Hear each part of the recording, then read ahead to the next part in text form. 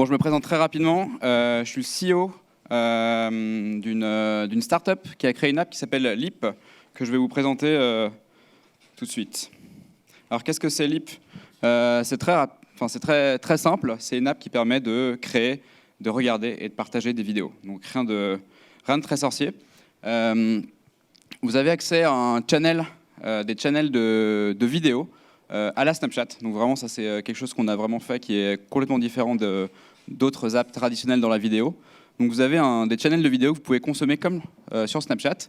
Et après, dès que vous voyez une vidéo qui vous intéresse, qui vous plaît, que vous voulez partager, et ben vous pouvez la remodifier comme vous voulez. C'est-à-dire que vous pouvez rajouter votre voix par-dessus, vous pouvez écrire du texte, vous pouvez ajouter de la musique.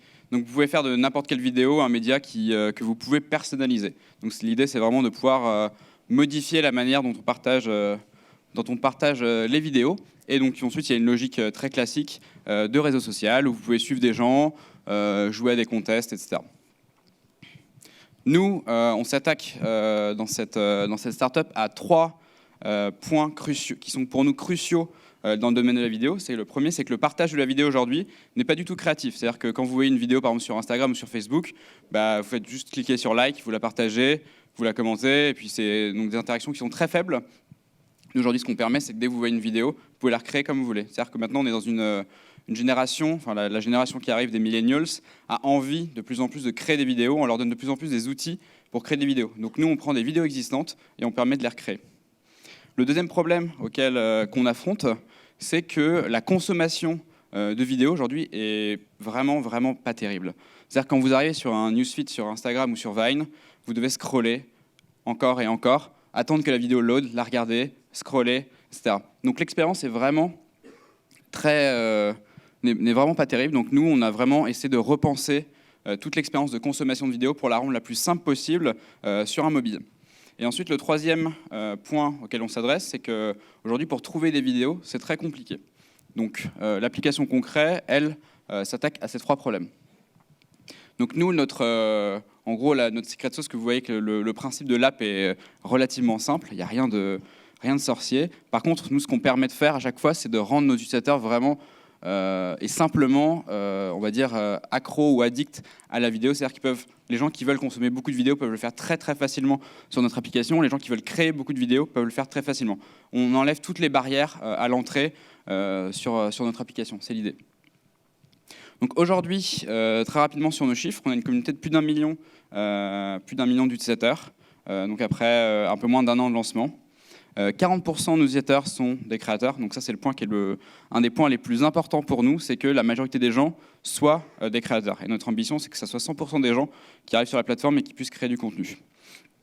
Et le troisième point, et donc là c'est ce que je vous disais tout à l'heure, nous aujourd'hui sur la plateforme, sur Leap, les gens regardent en moyenne 100 vidéos par jour par personne, puisqu'on arrive on permet aux gens de consommer très facilement des vidéos. Donc ce nombre-là est assez impressionnant par rapport aux autres plateformes où justement l'expérience est beaucoup plus faible à ce niveau-là.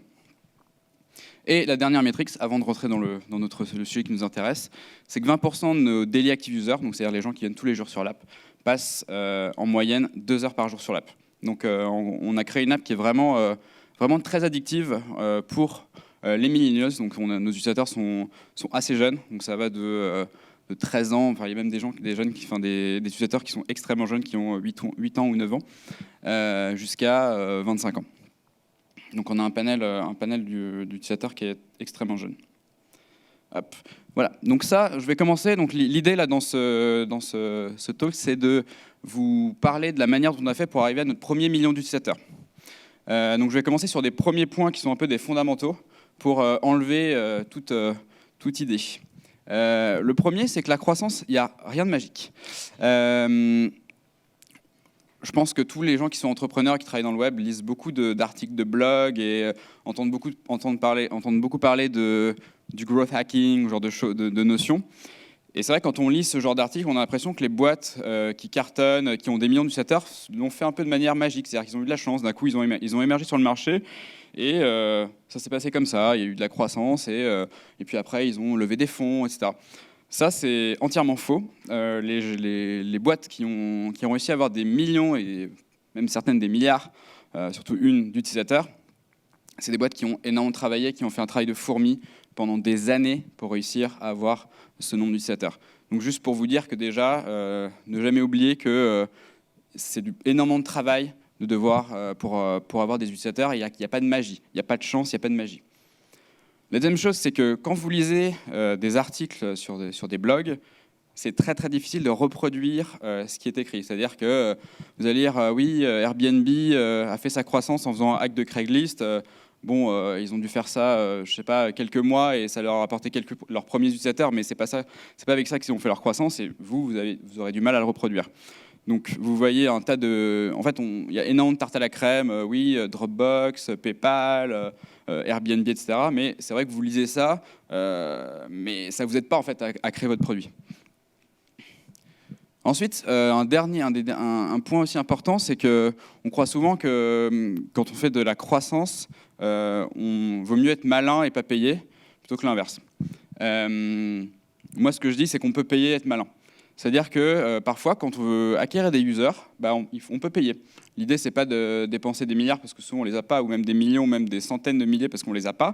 Par contre, on peut payer pour avoir des utilisateurs. Donc un gros hacker, quelqu'un qui va créer de la croissance pour son produit, c'est pas forcément quelqu'un qui va faire ça dans son garage, dans son coin, et qui va réussir à gagner 100 users gratuitement.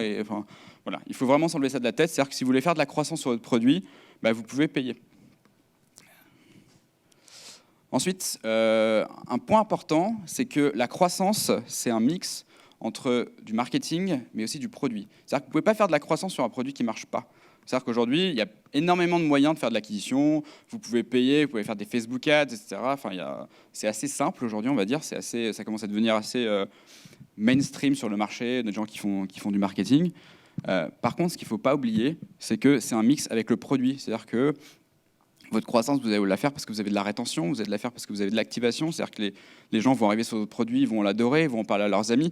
Donc il y a un mix en fait à faire à chaque fois et à penser entre l'acquisition de ces utilisateurs et l'acquisition de ces utilisateurs via son produit. Parce que sinon, il y a beaucoup de gens qui se disent « Ah oui, j'aimerais bien avoir 100 000 utilisateurs », mais en même temps, s'ils n'ont pas de rétention, ils vont avoir 100 000 utilisateurs le premier mois, le deuxième mois, il n'y aura plus personne. Donc ça ne sert pas à grand-chose.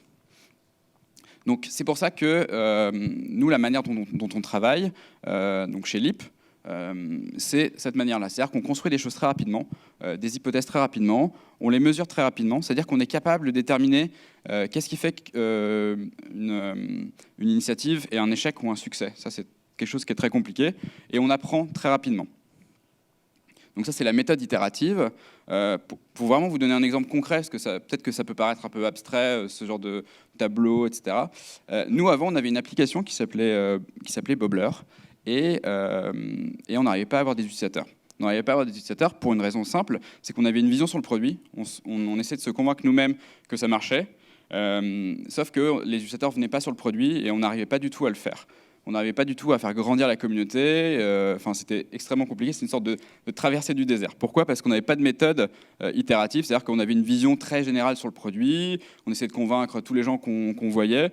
Et au final, le produit, on ne le modifiait pas au fur et à mesure en ayant les feedbacks et en se disant en fait, là, ça ne marche pas, il faut tout changer, il faut tout refaire.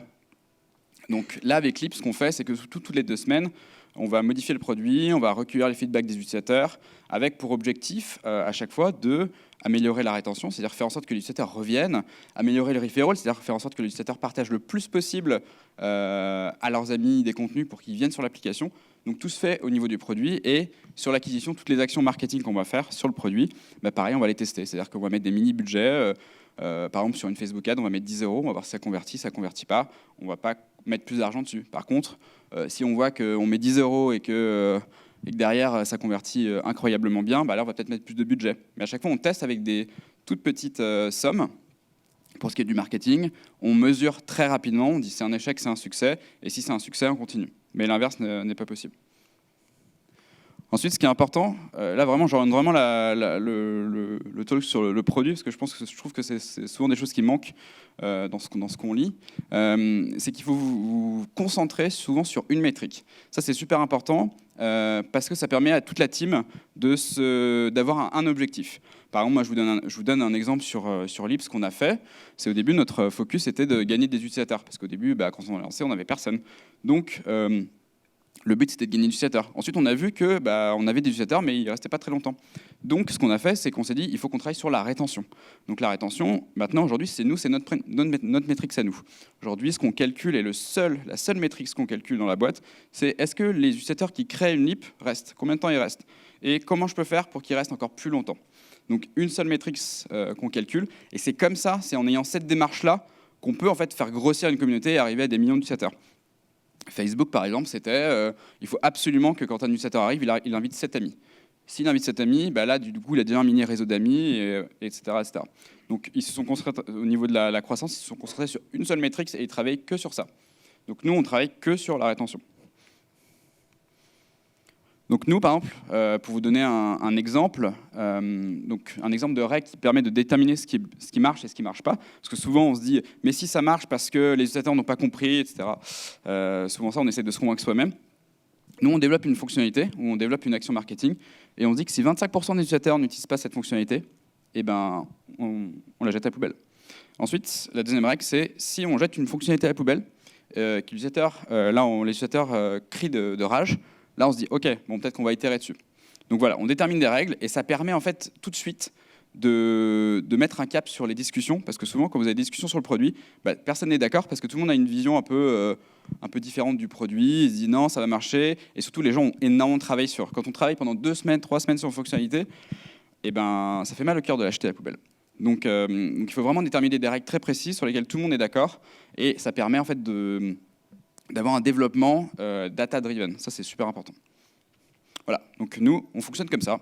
Donc au niveau du produit, on fonctionne comme ça. C'est-à-dire qu'on a un Excel, on détermine des trackers, donc ça sur des logiciels de tracking de data. On voit ce que font les gens et on dit, voilà, la performance initiale, c'était ça, sur cette fonctionnalité. Là, on l'a améliorée.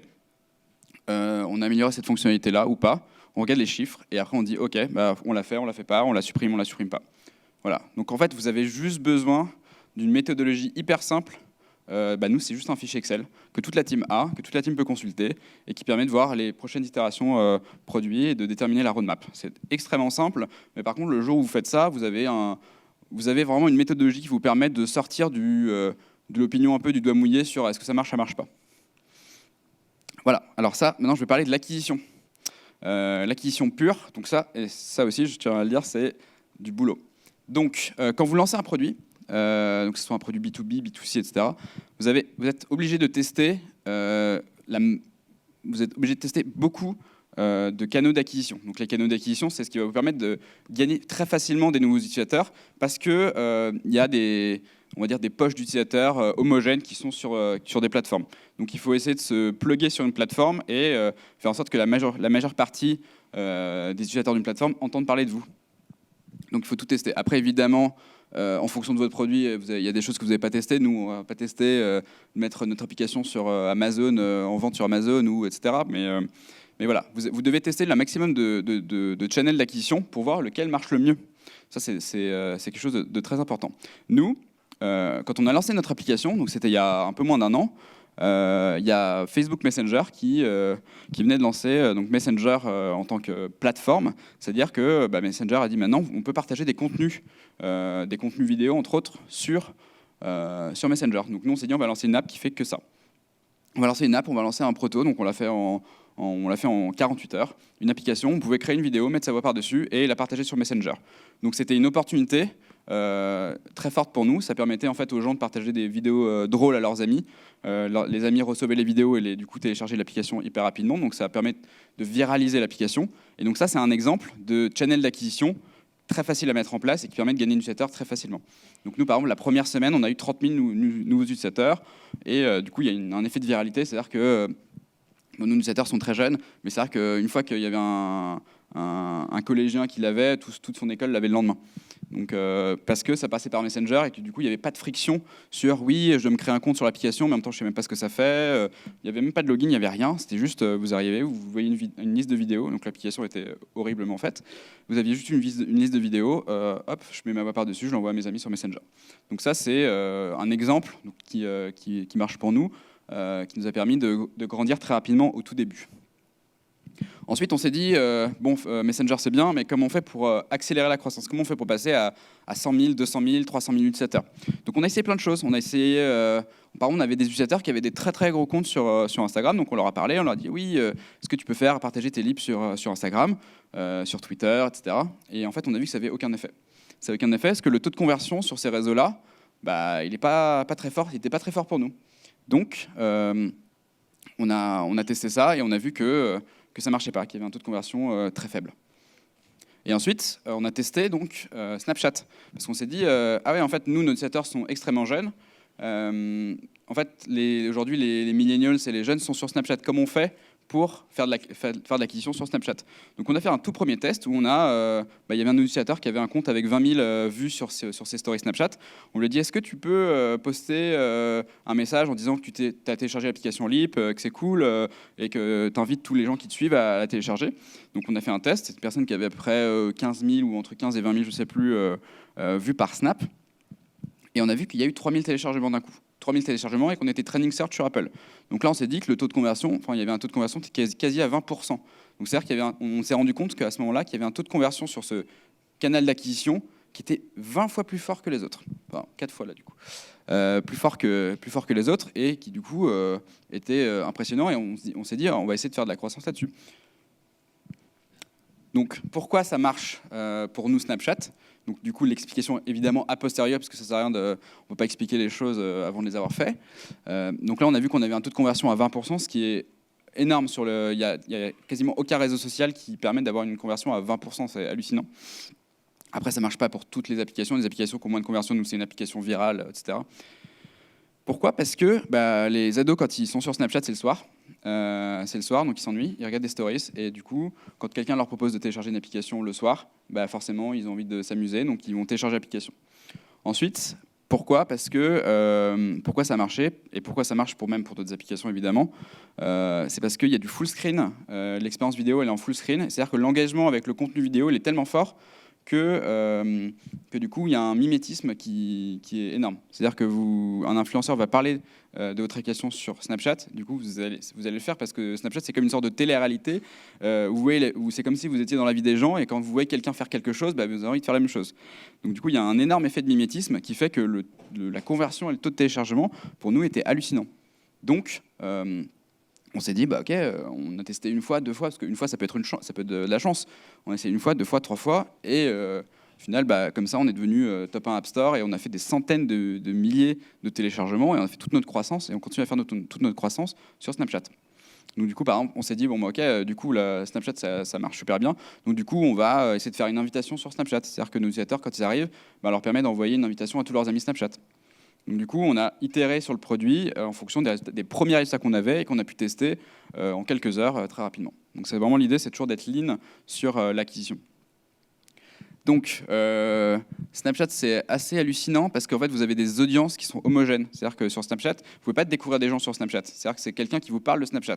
Donc, du coup, quand vous avez 20 000 ou 100 000 personnes, c'est que des personnes qui sont arrivées par le bouche à oreille. Donc, c'est des audiences extrêmement homogènes il y a un engagement très fort parce que les gens sont venus vous suivre, ont découvert votre nom sur le web ou par un ami d'amis. Et du coup, vous avez des audiences qui sont extrêmement engagées. Et nous, le pain point qu'on a eu là-dessus, c'est que du coup, la team, on a entre 25 et 30 ans, on est 8. Il fallait qu'on parle à des ados de 15 ans. Donc, c'était assez compliqué.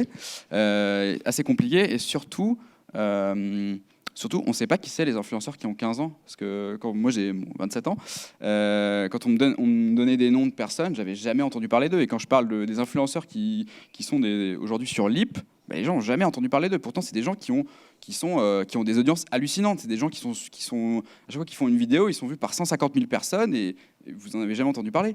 Donc du coup, il a fallu un peu rentrer, on va dire, dans ce monde-là, un peu retourner en enfance, on va dire. Enfin, dans l'adolescence plutôt.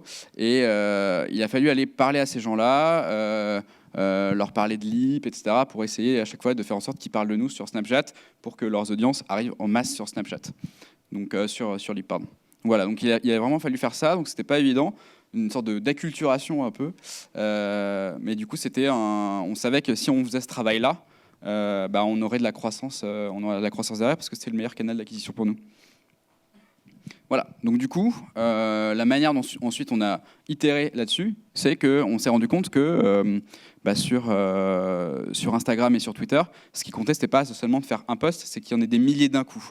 Donc sur les deux réseaux. Donc ce qu'on a fait, c'est qu'on a dit aux influenceurs qui étaient nos utilisateurs sur Leap, invitez votre audience à partager des Leap sur Instagram et sur Twitter.